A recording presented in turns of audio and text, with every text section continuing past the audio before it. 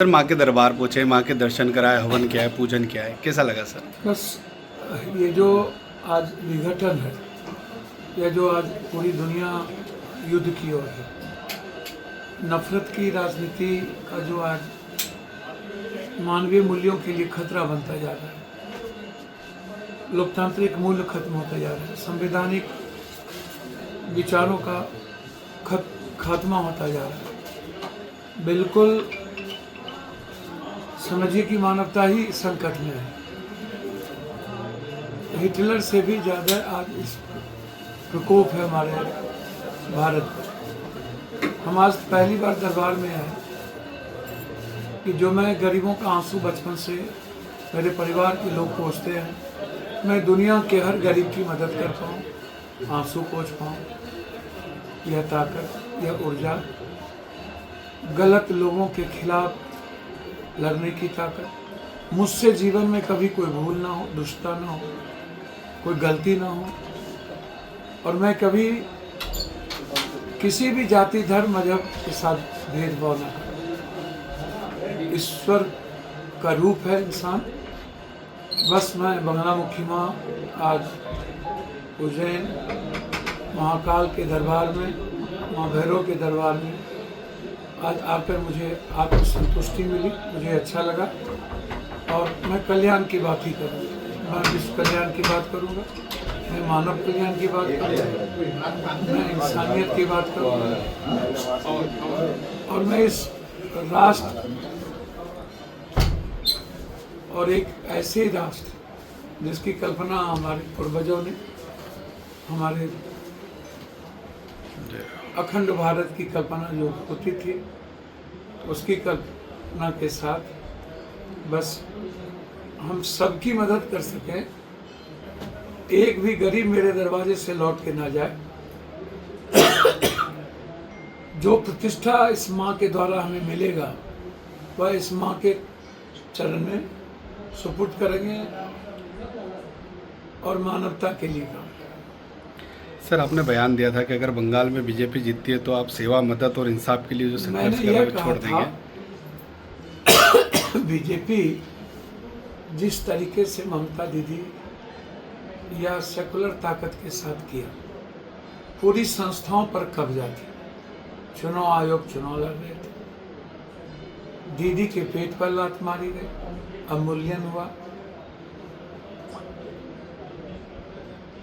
सभी तरह के साम दाम दंड भेद, जिस तरीके से SIR, फिर वोटर लिस्ट से 27 लाख लोगों का नाम हटाना, और उसके बावजूद भी पूरा बंगाल दीदी के पक्ष खड़ा था, सेकुलर ताकत के पक्ष में खड़ा था। जबकि विपक्ष केरल भी जीती है, विपक्ष तमिलनाडु भी जीता है, वहाँ एक सीट मात्र बीजेपी को मिली है। लेकिन ऐसा तो हम लोगों ने नहीं किया। बंगाल में जिस तरीके से किया गया है, और 100 सीट गलत तरीके से जीती। मैं फिर कह रहा हूँ, फिर संघर्ष का मूल क्या रह जाता है? सेवा का मतलब क्या रह जाता है? मदद की मतलब क्या रह जाती है? जो परिस्थितियां, इतना बड़ा एप्स्टीन फाइल के बाद भी, सारे आरोप के बावजूद भी महिलाओं का वोट यदि बीजेपी को पड़े इस तरीके से, बीजेपी को पढ़ने में दिक्कत हमें नहीं, लेकिन जो लोग चुनाव लड़ रहे हैं उस पर हम किसी पार्टी के खिलाफ नहीं है, लेकिन विचार के खिलाफ,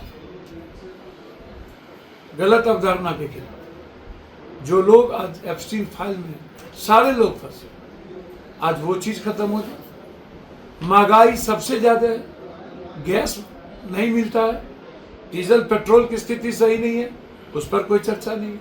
पूर्वांचल के लोगों को सीने में गोली मारी जाती है, उस पर ट्वीट नहीं है। किस बात का जश्न मना रहे हो भाई? क्या युद्ध रुक गया? या हमारी महिला बेटी की रक्षा हो रही है? या आम लोग, गरीब लोग का कल्याण हो गया? या महंगाई खत्म हो गई? तो मैंने कहा कि यदि ममता जी चुनाव हारती हैं तो मेरे जैसे लोगों को यह सोचना पड़ेगा। मैं आज भी कह रहा हूं कि जो कभी जात धर्म नहीं देखा, पूरब उत्तर पश्चिम नहीं देखा, न्याय का आश्रम, सेवा आश्रम सभी जगह। क्या बिना किसी दोगलई और धूर्तई की राजनीति संभव नहीं है? बिना गलत प्रवृत्ति की राजनीति संभव नहीं है।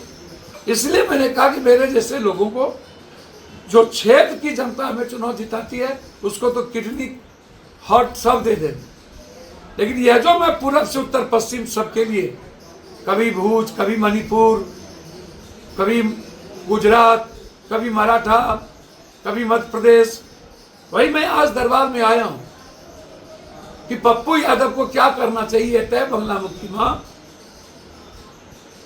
और महाकालेश्वर करे। मैंने जो कहा, मुझे दिल से दुख है कि जिस तरीके से चुनाव हुआ वह संविधान के दायरे में नहीं हुई।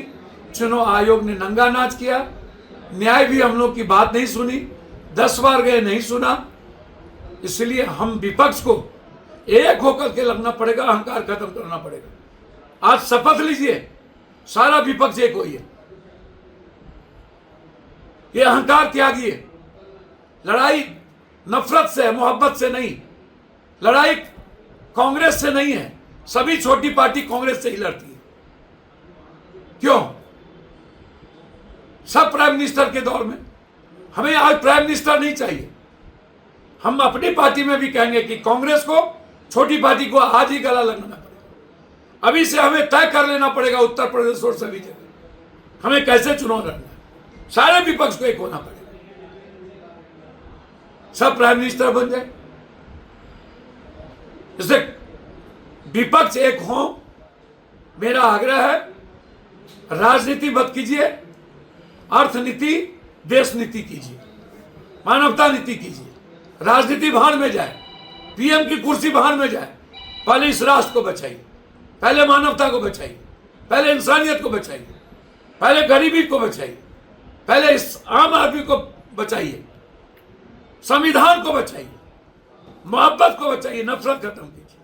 इसीलिए मैंने ये बात कही, और आज भी मैं सोचने पर मैं मजबूर हूं कि मुझे जो मैंने बात कही उस पर हमें विचार क्षेत्र छोड़ के करना चाहिए। यानी ममता जी का बयान भी आया है कि वो मुख्यमंत्री पद से इस्तीफा नहीं दे रही है, क्या कहेंगे?